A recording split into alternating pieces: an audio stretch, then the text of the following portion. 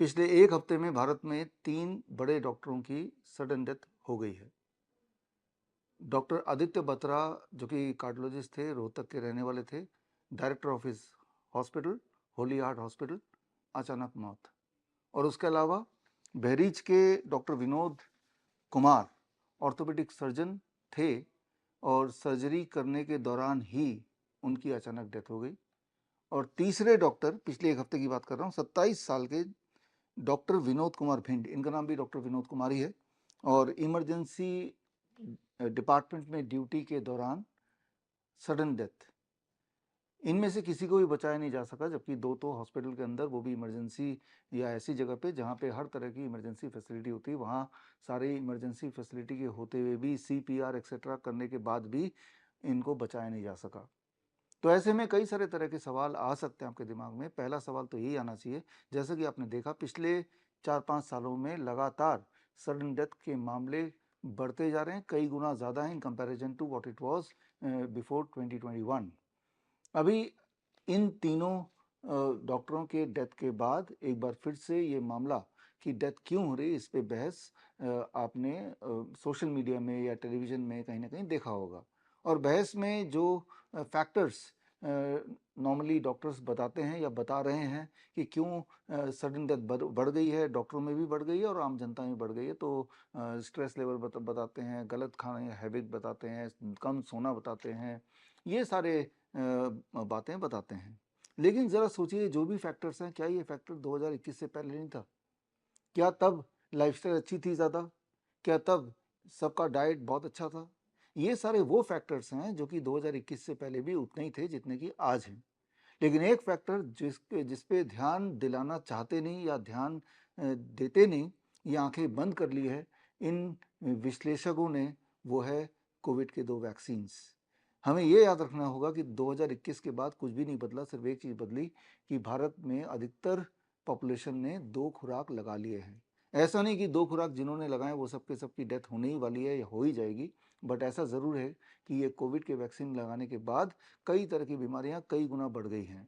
अगर आप भी उनमें से जिन्होंने कोविड के 2 डोज लगाए, तो आपको भली भांति पता है कि जैसा आपका शरीर 2021 से पहले था और 2021 के बाद, खास तौर पे ये दोनों कोविड के डोज लगाने के बाद, श्योरली वो शरीर आपका नहीं रहा होगा। ब्लड शुगर का बढ़ जाना अचानक से, या हड्डियों में हमेशा दर्द रहना, या फिर क्रोनिक किडनी डिजीज़, कैंसर वगैरह, ये तो कई गुना ज़्यादा बढ़ गया है। महिलाओं में भी हर तरह की दिक्कतें, पीरियड्स की दिक्कत, वो एवरी थर्ड वुमन में देखा जा रहा है आफ्टर 2021।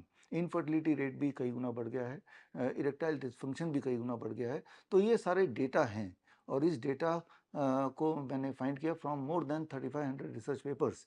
3500 रिसर्च पेपर इसके इर्द गिर्द छप चुके हैं। उन सब को जोड़ते हुए एक किताब हमने निकाली थी। किताब का नाम है वैक्सीनेटेड टू डेथ। ये किताब में आप पढ़ेंगे तो आपको यकीन हो जाएगा कि अभी खास तौर पे 2021 के बाद जो सडन डेथ के मामले आ रहे हैं, या फिर बीमारियां इतनी तेज़ी से बढ़ रही हैं, या इनफर्टिलिटी या इरेक्टाइल डिसफंक्शन इतनी तेज़ी से बढ़ रहा है, उसका एकमात्र कारण है, दैट इज़ कोविड के 2 खुराक। तो क्या कोविड के 2 खुराक ने हमें कोई फ़ायदा पहुंचाया है? याद कीजिए, जो लोग मुझसे जुड़े हैं 2020 या उससे पहले से जुड़े हैं, आपको ध्यान होगा 2020 में ही, जबकि ये कोविड के वैक्सीन नहीं आए थे, तब से मैं बताता आ रहा हूँ through my books, through press conferences, या फिर इस तरह के वीडियोस के माध्यम से या मेरे सेमिनार्स के माध्यम से कि कोविड के वैक्सीन आएंगे तो आप लगाइएगा मत। उसके बाद सडन डेथ बढ़ जाएगा, पैरालिसिस बढ़ जाएगी, हार्ट अटैक बढ़ जाएगा, कार्डियक अरेस्ट बढ़ जाएगा, बीमारियां बढ़ जाएंगी, जो कि आज का सत्य है, जो आप देख ही रहे हैं। कई बार लोग बोलते हैं कि भाई आपने पहले क्यों नहीं बताया? पहले हमने भरपूर कोशिश की बताने की, जितने तरह के मीडियम हो सकते थे या हो सकते हैं, उन सब मीडियम तक पहुंचे। हम तो कोर्ट तक भी पहुंचे, और कोर्ट में भी एक केस अभी पेंडिंग है छत्तीसगढ़ हाई कोर्ट में, around this Covid and Covid के वैक्सीन के इर्द गिर्द जो केस है वो अभी हमारा चल ही रहा है। तो जितने सारे माध्यम हो सकते हैं, उन सारे माध्यम से आप तक हम पहुंचने की कोशिश कर रहे हैं। कई लोग बार बार मेरे एक्सप्लेन करने के बार बार भी एक ही सवाल पूछते हैं कि अगर कोविड ये सारा फेक था, वैक्सीन की ज़रूरत नहीं थी, तो इतने लोग क्यों मारे जा रहे थे? इतने लोग मर रहे थे, मर वही रहे थे जो हॉस्पिटल जा रहे थे। गौर से याद कीजिए, आपके आसपास जो भी लोग मरे, वो हॉस्पिटल गए, उसके बाद उनके डेथ की खबर आप तक पहुंची, और उनकी बॉडी नहीं पहुंची, वो वहीं पे रख लिया गया, और उनको जमा कर लिया गया। कारण ये कि उस वक्त जो मौतें हो रही थी, जो कि बाद में क्लियर होता चला गया, रेमडेसिविर, लेपनोविर, रेटनोविर, ये कुछ जहरीले दवाइयाँ हैं जिनसे मौतें हो ही जाती हैं। अगर हेल्दी इंसान को डोज ओवरडोज थोड़ा भी डाल दें तो वो मर ही सकते हैं। इसीलिए रेमडेसिविर उससे पहले भी बैन था और आज भी वो बैन है।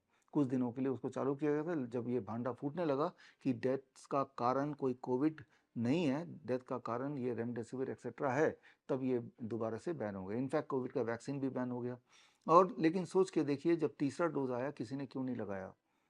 क्यों नहीं लगाया? क्योंकि सबके अंदर ये बात समझ आ रही थी, ये कोविड का जो वैक्सीन है ये अपने आप में एक खेल है। तो खैर, अब आगे क्या करना है इस बारे में बात करना चाहता हूँ कि आगे का रास्ता क्या हो जाए, क्या होना चाहिए, इस पे हम एक डिस्कशन करना चाहते हैं। इसके लिए मैंने दिन चुना है, दैट इज 23 जुलाई, चंद्रशेखर आज़ाद जयंती, बाल गंगाधर तिलक जयंती। क्रांतिकारी दो ऐसे महापुरुष जिन्होंने भारत को आज़ादी दिलवाने में एक अहम भूमिका निभाई है। तो क्यों ना इस दिन हम एक डिस्कशन को आगे बढ़ाएं कि कैसे हम अपनी हेल्थ की आज़ादी पा सकते हैं। क्या उन्हीं डॉक्टरों के भरोसे पा सकते हैं जिन्होंने अपना खुद का हेल्थ का भी ध्यान नहीं रखा या रख नहीं पाए, या उन्हीं सारे प्रोटोकॉल को हमें फॉलो करना चाहिए? ज़रा सोच के देखिए कि अगर कोई हार्ट अटैक हॉस्पिटल के अंदर ही होता है, इमरजेंसी डिपार्टमेंट के अंदर होता है, तब भी बचाया नहीं जा सका, तो इससे आपको समझ आ जाना चाहिए कि ये जो सारा सिस्टम है, अगर हम समझते हैं ये फुल प्रूफ है, ये एविडेंस बेस्ड है, तो एविडेंस बेस्ड भी नहीं है और फुल प्रूफ भी नहीं है। इसके कुछ एविडेंसेस मैं आपको पेश करूंगा ऑन 23 जुलाई, और ऑल्टरनेटिव क्या हो सकता है उस पर भी हम डिस्कस करेंगे, वो भी मैं पेश करूंगा। तो 23 जुलाई सुबह 11 बजे आप मुझसे जुड़िए लाइव ओनली एट www.coronakal.tv पर, और बहुत सारे ऐसी इन्फॉर्मेशन आपको मिलेंगी, जो इन्फॉर्मेशन, जिस तरह की इन्फॉर्मेशन मैं पहले भी देता आया हूँ, जो आपके लिए बड़ी उपयोगी होगी। तो मैं आपका वेट करूंगा on 23 July at 11 AM only at www.coronakal.tv। All the best, thank you, जय हिंद। बड़ी से बड़ी बीमारी का आसान से आसान इलाज घर बैठे ही हो सकता है। अधिक जानकारी के लिए कांटेक्ट करें नियरेस्ट डॉक्टर BRC clinic@home।